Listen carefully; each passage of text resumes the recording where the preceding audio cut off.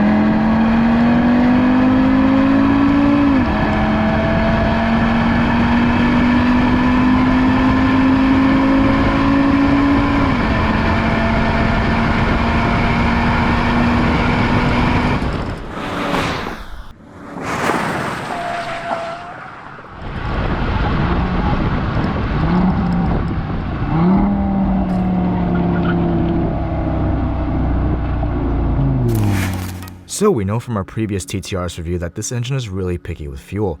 You need around 95 octane or an E20 mix to get the claimed performance, and based on magazines it should put down similar times as a stock TTRS. But today's test was done on a normal tank of 93 to see what it would put down in a real world situation. Because let's face it, we're not always going to be filling up with E85 or race fuel. Let's start with our in-house 40 to 100.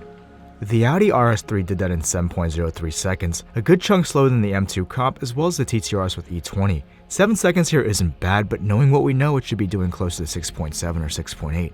The important one is the 60 to 130, which the RS3 did in 12.82, and you can really see that something's wrong here because it's over a second slower than the TTRS, and an M2 would certainly also walk away from it. Half mile is all about track speed, and the RS3 crossed the line at 138.25. Normally I'd be impressed by that because it only has 400 horsepower, but again, we know it should be doing close to the 140. 0 to 60 was more normal, 3.76 without the 1-foot rollout, but if you count the rollout, it's exactly 3.5, and Car and Driver also ran it in 3.5 seconds, so it seems like all is well with 93 for putting around town. Fuel takes a toll on the high end, with the 0 to 100 being a modest 9.46 without the rollout. With it, it's only 9.2, and that's still a half second slower than Car and Driver's 8.7.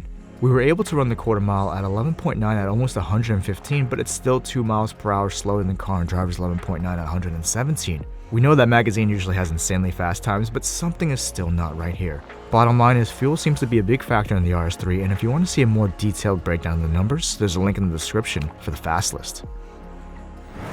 So, the RS3. Great car. Didn't get more than a few hours with it, therefore I can't really do a full review. However, I will say that it is a hell of a performance sedan. It's quick in a straight line, handles really well for being all-wheel drive and 3,600 pounds, but that's about all it's really good for. Well, not really. It's actually a great daily driver for someone who's an enthusiast. Suspension isn't overly stiff, there's sufficient space in the back for a baby seat without compromising too much legroom in the front unless your passenger is over 6 feet tall. The sports seats are pretty awesome, could be a little bit more supportive, but they're comfy. Plus, trunk space is decent. But I just can't get over the actual interior feel. I mean, I usually like Audi interiors, but this one is meh. The infotainment system is weak. Sure, having the virtual cockpit would have helped to spice things up a little bit, but still, besides the occasional Alcantara and the slightly fancier leather, it doesn't feel much more luxurious than my wife's Mazda. Her words, not mine. But anyway, it doesn't really matter because if you need a 4-door pocket rocket, you basically only have 2 options out there. CLA 45 AMG or this RS3. I personally love the performance and the potential of the Audi, but for the price, I'm not so sure I'm sold on it just yet, especially with the very pedestrian-looking exterior and the lack of luxury on the inside. On top of that, it's not really exciting to drive. Maybe I need to drive the AMG to know for sure, or maybe BMW needs to come out with an M2 Grand Coupe. Anyway, hope you guys enjoyed this video, and I'll catch you in the next one.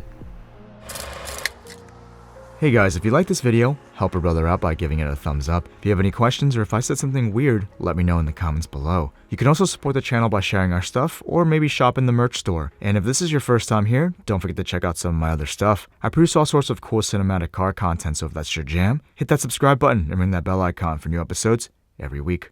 Thanks for watching.